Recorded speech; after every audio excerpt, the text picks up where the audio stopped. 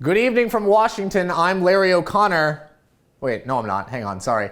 Good evening from Washington. I'm Doug Blair. Larry O'Connor is on vacation this week. He is enjoying a well-deserved rest from hosting this show, so I decided I was going to take over.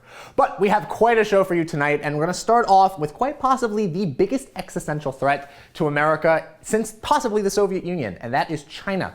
China has decided that it is going to rival the US in pretty much every factor it can, whether that is militarily, economically, domestically, diplomatically. It is basically our biggest geopolitical threat. Here to talk a little bit about that and tell us what we should be expecting from future Chinese relationships is Tiffany Meier. She is the host of China in Focus on NTD. Tiffany, thank you so much for joining us. Thanks for having me. Great to be here. Absolutely. So I don't think it's hyperbole to say that China is probably the most dangerous thing that we're facing right now. Would you say that that's accurate, that China is pretty dangerous? Yes, indeed. And we're hearing that from everyone, like even President Biden lately, the FBI, the UK ministry, like MI6, everyone's just saying it's like such a big threat. And we're really seeing more awareness on that. Absolutely. So one of the things I think is really interesting is that President Xi Jinping of China recently took a trip to the Middle East, most likely to try and create a better economic situation between his country and some of the countries in the Middle East. What does this mean for America's involvement? Does this possibly destroy American positioning in the Middle East, and should we be concerned about this visit? I think definitely it's a huge strategic pivot we're seeing over there. So you saw the reception that President Biden got from the Saudi Arabian Crown Prince versus what Xi Jinping got recently, right? It's very different. It was quite chilly in terms of Biden's visit.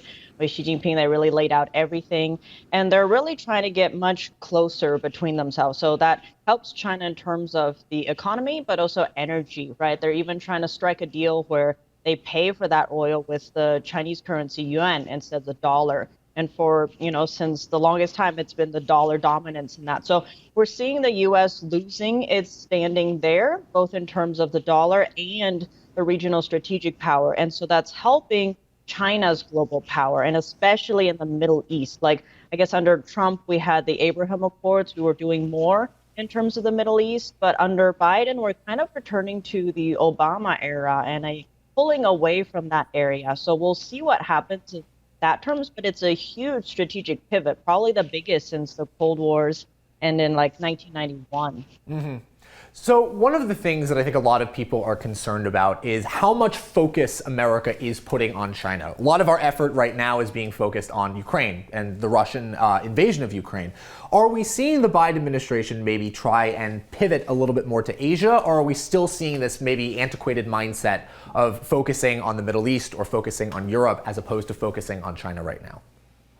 I think you're seeing a little bit of both, because with the current National Defense Authorization Act, about $10 billion of that is for Taiwan.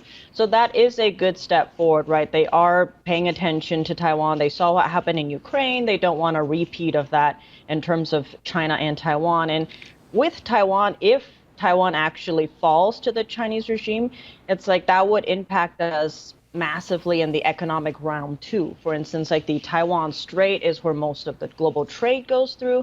There's also the ideological front. Taiwan stands for democracy, whereas the Chinese regime does not. So that would be a huge blow, because the U.S. in history has been seen as standing up for freedom and democracy around the world.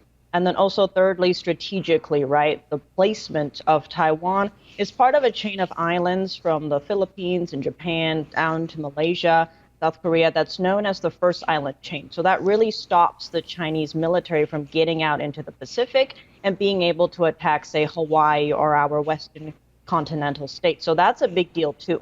So there's a lot riding on Taiwan staying free. So hopefully we'll see as, the new Congress comes in January, we'll see what happens in terms of that. But there seems to be a little more awareness, but we'll see what the actions are. Sure. You mentioned the NDAA, which is the National Defense Authorization Act. It seems as if there's money that's going towards dealing with the Chinese, that somebody is taking this seriously, right? Congress is not going to just say, we're going to ignore them and they're just fine. Are we seeing that the Republicans that are going to take the House in January are treating China as a bigger threat than the Democrats? And how does that impact what President Biden will maybe do once the Democrats are out of the House and Republicans take charge? Well, I think you have like Rep. Gallagher saying we're going to enter a new Cold War. Many experts are saying we've been in a war with China over the past like 30 years. It's just not quite what we normally think of as a war, right? It's more in terms of cyber, economic, lawfare, all these other areas. So some are saying, that might not be the best way to call it. We've been at war. But ultimately, it's like the US doesn't see China as an enemy. We don't call them that. They call us that, right? But we don't treat them that way. We treat them as a competitor. And with both sides of the aisle, you have Republicans who really focus on the economic side too.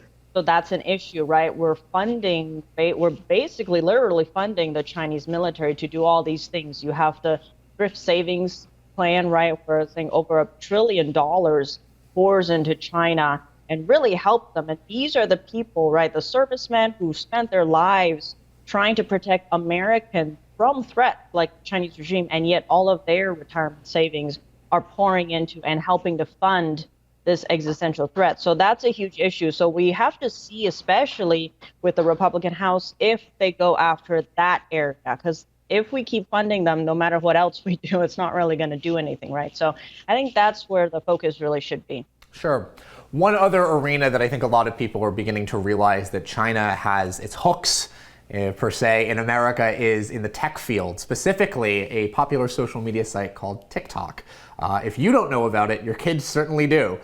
How has TickTock and the fact that the Chinese Communist Party is so closely integrated with TikTok affected how we can interact with them? Because there have been proposals before to either ban TikTok or to severely curtail its use in America that really haven't gone anywhere. Have we seen that the administration or Republicans in Congress or even Democrats in Congress have started to treat this threat posed by TikTok a little bit more seriously?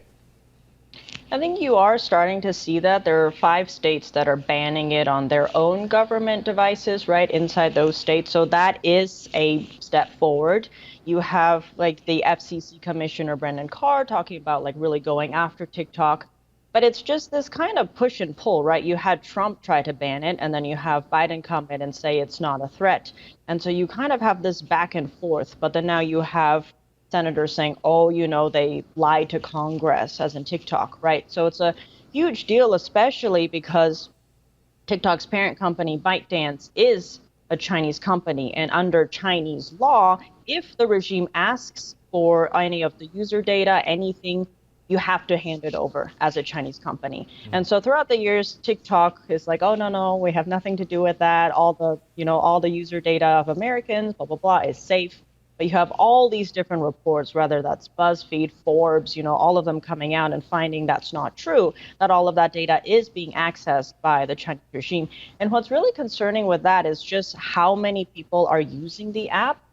Globally, it's been downloaded over 3 billion times. And that's close to half of the world's population. And to have that controlled by a power that really wants to defeat freedom-loving countries is very concerning, especially because there's 2 very different algorithms inside and outside China, right? So inside China, the Douyin version, it tries to push like maybe economic success, all these different things, and there are time curves and time limits for how much time children can spend. But in the West, we don't have that. Because clearly the Chinese recognize that this is very harmful to their children's brains. Now, Tiffany, I wish we could talk a little bit longer, but we are running out of time. I really do appreciate you coming on. More to come on O'Connor Tonight.